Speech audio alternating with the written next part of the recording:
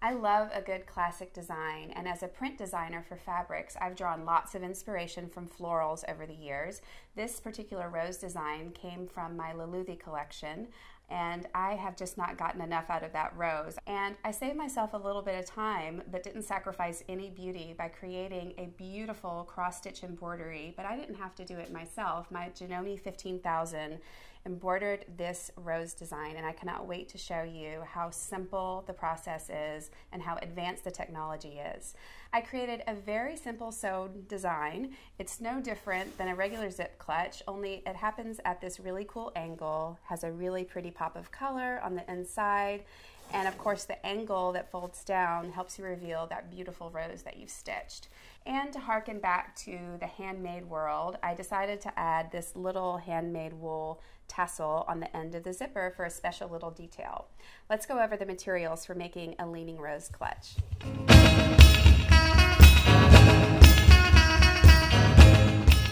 The materials for the bag itself are pretty straightforward. I chose just two fabrics, a pretty blue for the outer fabric, which I thought the pink rose would look beautiful against. And then to coordinate with that pink rose, I chose this pretty pink print to go on the inside, and it's a nice little surprise when you unzip the bag. I have about a half a yard of each one of those, and then I have some interfacing to interface the outer panels of the bag. I have my regular cutting tools and a grid ruler, some straight pins. For the zipper, I chose this fashion-y zipper. It's black and gold, and I think it's all by itself provides a really nice detail on the bag, but it's a little bit heavyweight, which I also like. It's going to be nice and durable. This one is 14 inches long, which is what you'll need for this project. And then I also have the E-foot that comes with the Janome 15,000 to attach the zipper. And the threads I've chosen are 6 different colors, and your embroidery will be in 6 colors. And of course on the Janome 15,000 you can change those out to be any colors you want, but I chose something in the pink range. And to finish it all off, I have these pretty little embroidery wool skeins of Anchor needlepoint wool. It's just something that I have in the studio. You could use any wool or floss or ribbon or anything that you would like to create a creative little tassel to finish your bag.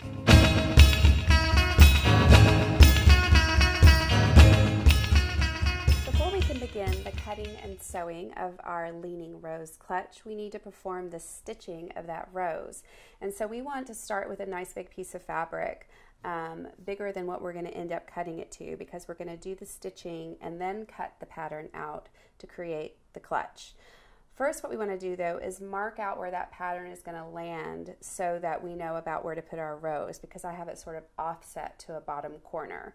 So the total piece that we're going to cut out is going to end up being 14 by 17, and we're going to just mark it with pins so that we know where to embroider. I'm going to use my measuring grid to help me find that 14 by 17 rectangle within this piece of fabric. But I do want to kind of center it because that'll help us leave a border all the way around the hoop to get the rose embroidered towards the center, because that's what you need to do in the hoop. But at the same time, we want to know where that perimeter of our pattern is going to fall so that we can sort of get it off to one lower side. So I'm going to measure from the top about 17 inches down and just place a pin here for now. And then from that point, I'm going to turn and measure 14 inches across and place another pin. And while I'm here, I'm going to go ahead and just do a few up the sides. I'm not bothering to poke them all the way back through. I'm just sort of marking without, drawing on the cloth. Up the 17-inch edge, I'm going to mark a few as well. So now what I've done is sort of created the perimeter of that pattern. And I know that I want my rose in this bottom area here. Okay? So when we go to hoop our fabric, we can center the fabric so that the rose is going to get stitched right around here as we place it into the hoop. And just a note, I also already have some interfacing underneath here that now I can take over to the ironing board and press a little bit here and there so that it's in place. It doesn't have to be perfectly in place all around, but I'm going to press it in place just enough where I know the stitching is going to go here. I've just come from pressing the interfacing on the back of the fabric, and having used those pins and knowing the positioning of my rows, and also using this handy little grid marking and marking the center of where I want that rose to go, I was able to place the hoop just where I want it. I'm going to scoot just a little bit to the right here, and I've got that outer ring underneath again, and then the inner ring on the top. And I'm going to loosen up the screw to open up the outer ring so that I can firmly press the inner ring in place. And it might take just a little bit of a push to get it there. You don't really want the fabric any tighter than what a nice smooth pressed piece of fabric would be. Like, you don't want to pull it tight like a drum because it might distort your stitches once you're done. So once you have it in, just kind of keep it held down and then tighten up that ring. Sometimes this is easier to do if you slide the ring off the side of the table to get your fingers underneath the screw a little more easily, but I'm just going to lift it up. And as you screw, you can continue to press and get it in place. And you can even still tug on the fabric just a little bit. But again, it doesn't have to be tight as a drum. You can also use those handy little magnets that sit on top of that metal frame to get everything firmly in place without a chance of it popping out. Now we're ready to take it to the machine and do some gorgeous stitching. I'm going to slide my embroidery hoop into place and just snap it in, and now I can start the fun stitching part with my first of 6 colors. I've already found my rose design on the machine, and I've got all 6 colors. But I'm going to start with number 1, and it's telling me what color it is. I've got that loaded into the machine, and the only thing left to do now is press start and watch the magic happen.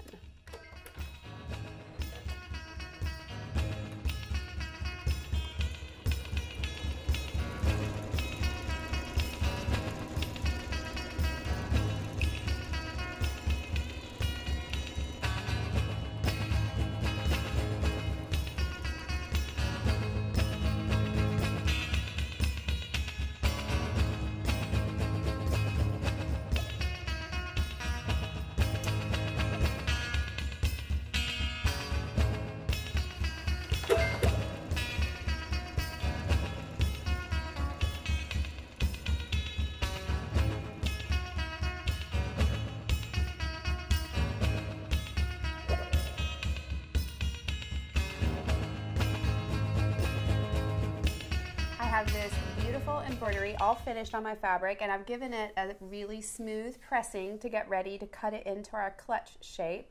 But instead of cutting this embellished fabric, I'm going to put it aside for just a minute and actually cut the pattern piece out of the interfacing first, and I can then use that interfacing as a template for all of my shapes. This is a really easy one to cut, and it begins with a 17 by 14 inch rectangle. So I've got my square edges lined up on the bottom of the grid here, across the 17 line, and make a cut.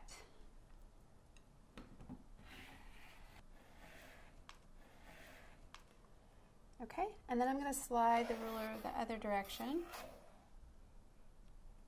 to get the 14 inch mark.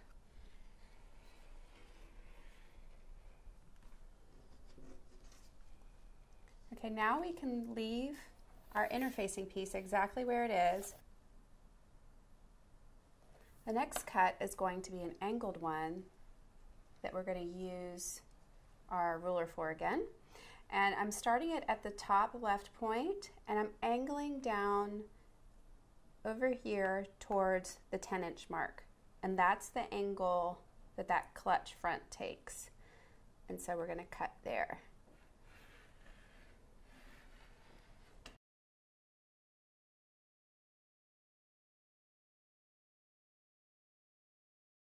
So now we have a pattern piece that we can cut the rest of our outer and lining bag from, and I'm going to do that now.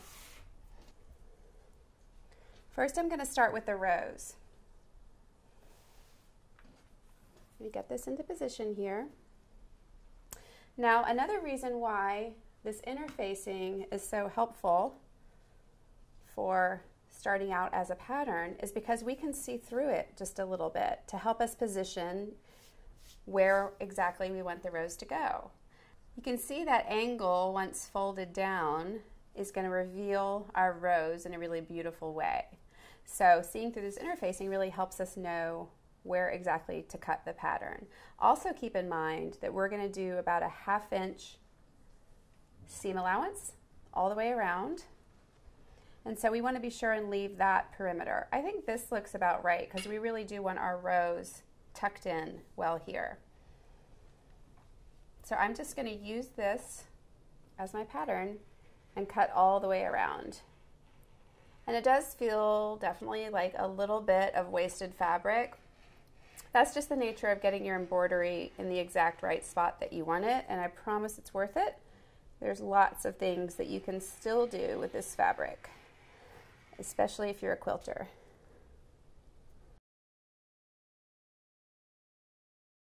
Okay, toss that aside. Now, because we're not working with just a rectangle anymore, we're working with an angled shape. We need a mirror image for the back. So instead of placing this on the back piece exactly like this, we need to flip. Now, I am using a fabric that is reversible, so it doesn't make too big of a difference.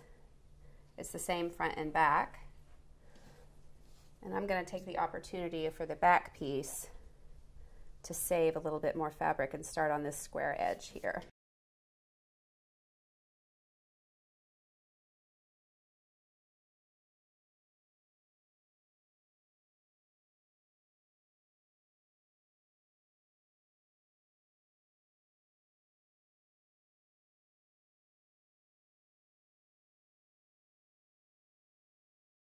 Okay, so those are our two pieces. We have a front piece and a back piece, and then this, remember, we already interfaced over here, and then this is going to be our interfacing piece when we're done using it as a pattern guide to interface the back. But we can also move on now to using this interfacing piece to cut out our lining. It's the exact same shape and size, and again, we want mirror images, and this fabric is already wrong sides together, or it could be right sides together as long as they're opposite. And I've got a nice clean edge, and I'm going to cut these out.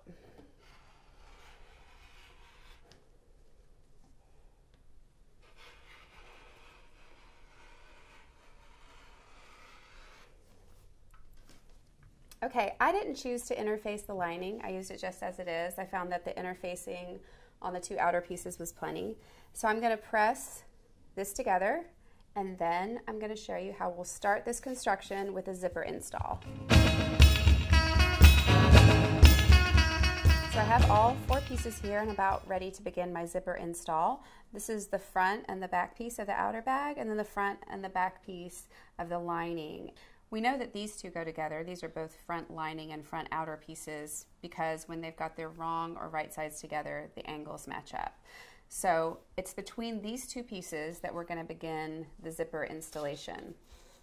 And we're going to take our zipper and unzip it. And this is the face side up of the zipper because we see the tab here. We're going to flip it down with the face down, and we're going to position it so that we're just about at the edges on both sides. And just begin pinning in the middle and all the way along that edge. You don't have to put too many pins. It's a nice big sturdy zipper. It's not going to go too far. But do keep in mind that this cut of the fabric is on an angle. So try not to stretch it as you go through the presser foot, and pin this in place.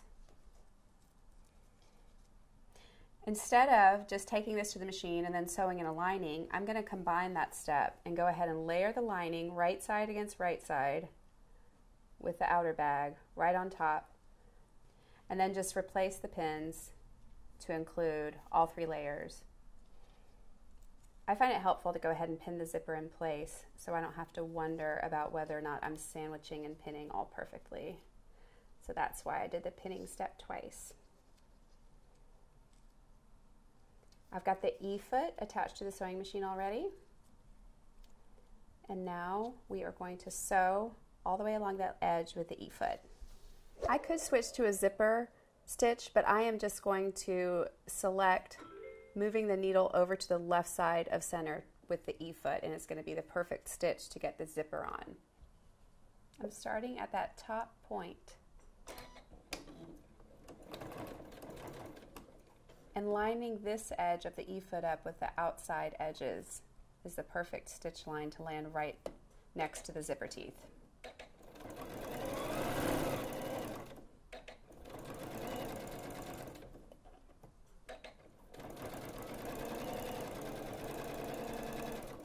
Alright, let's see what this looks like. Nice. So we can unzip it again all the way to the bottom. Flip it out this way. And you can go ahead and press that a little bit if you want from both sides, but that's a really beautiful install there because we're going to do the exact same thing again, making sure we've got a mirror shape here with the other piece, sandwiching the zipper between the outer piece and also the lining piece underneath. So you can see that we've got it all on the same angle, and I'm going to pin that all together and sew it again, and then both sides will be finished and we can move on to the next construction piece.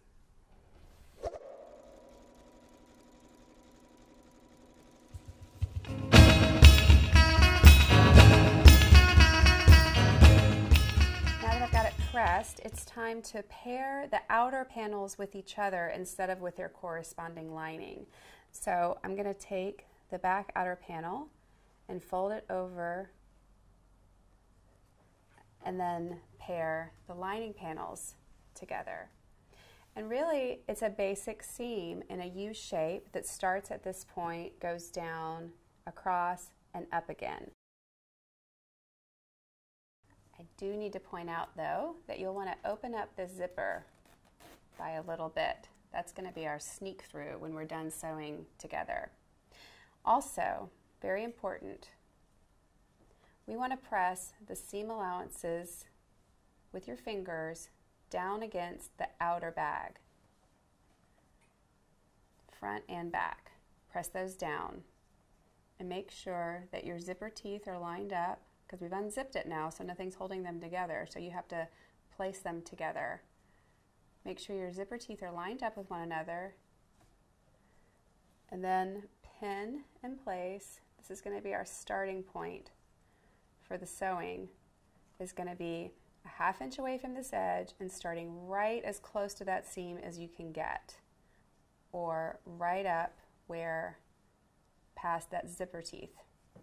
So we're going to sew a ½ inch from this edge, seam allowance, but we're going to start at this stitch line that seams the lining and the bag together and go down and then all the way around, and then we're going to finish over here where the other stitch line is.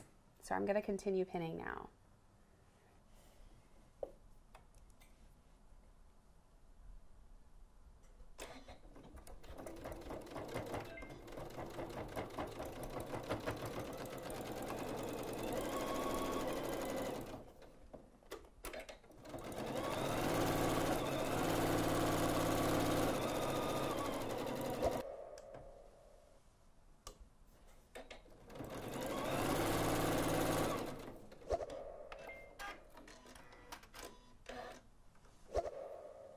Okay, we've sewn all the way around now, and we can clip the corners carefully, leaving just enough room for that seam corner to be safe. Let's do it again. And now we can repeat the exact same style of seams, starting at this top seam, coming down around the side, turning the corner, but then after a few inches, stop and back stitch right here, leave an opening, start with a back stitch here, go down this side, back up again to finish here. And the zipper teeth are right up here and the stop is underneath there. So on this seam, if you can't get the stitch line all the way up to the seam line, get as close as you can without breaking your zipper in the stopper.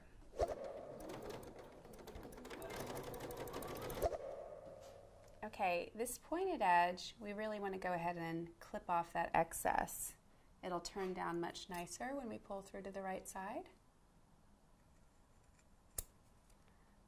And then on the interior turn here, we want to make a couple clip marks towards it, sort of like you would in garment sewing.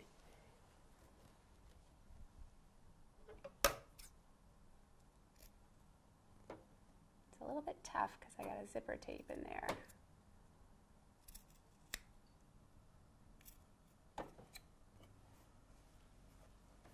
Now we're going to reach through that hole in the lining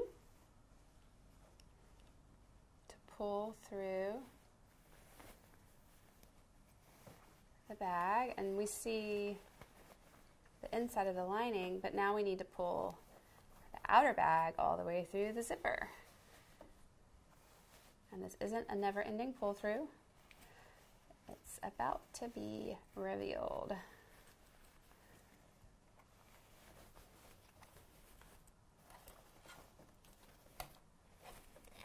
Just use your hands to finger press the edges. Just keep working with it with your fingers on the inside, poking out the corners. I'm going to go ahead and unzip it the rest of the way.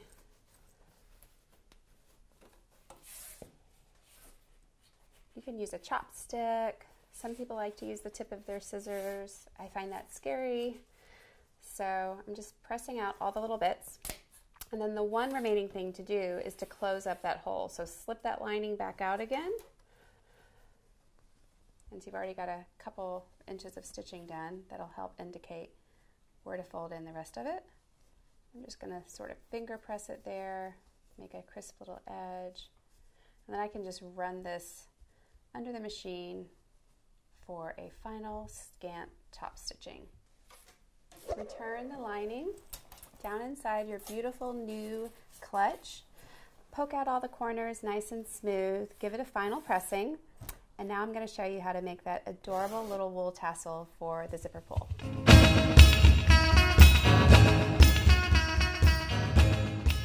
Let me show you how to make this tassel.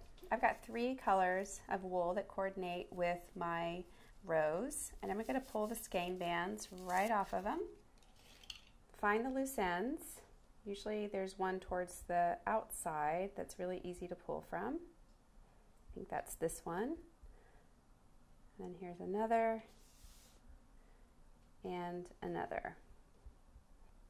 I'm going to hold all 3 of them together. And I'm going to wrap it around this grid ruler, probably about 6 or 7 times. There's no real math to this. I just keep wrapping until the wrap that I'm looking at is about half as thick as I want the final tassel to be, because we're going to have the whole tassel front and back. So I'm going to clip that off at this end. And then I'm going to take one piece, about 12 inches long, lay it here. I'm going to slide this down towards the end. I'm going to fold this piece in half, lay it here. I'm going to slide this off, and we've laid it on top of that piece, and we're going to loop through to tighten up, and then just grab and pull. Okay? Then we're going to take another piece, same color, whatever color you want. Maybe this piece is a piece of ribbon, whatever you want. We need to make a little head here. I'm going to do that just by tying around and tightening up.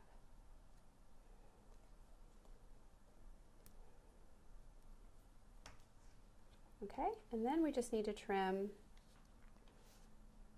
the bottom of the tassel. You could keep trimming to make it smaller, shape it a little bit if you'd like, but that's pretty much it. So the next thing I want to do is I'm going to tie a knot here, give it about 2 or 3 inches from the tassel up to the knot, and clip it. Now I've got a cute little tassel that I'm going to feed through the zipper pull. There's a nice hole right here on the end. Just going to feed this up into there, pull it through, and then I'm going to kind of squeeze back through that hole. And I have a zipper pull. Yay! Now I have a beautiful leaning rose clutch, and with that Janome 15,000, I'm already thinking maybe a yellow rose next.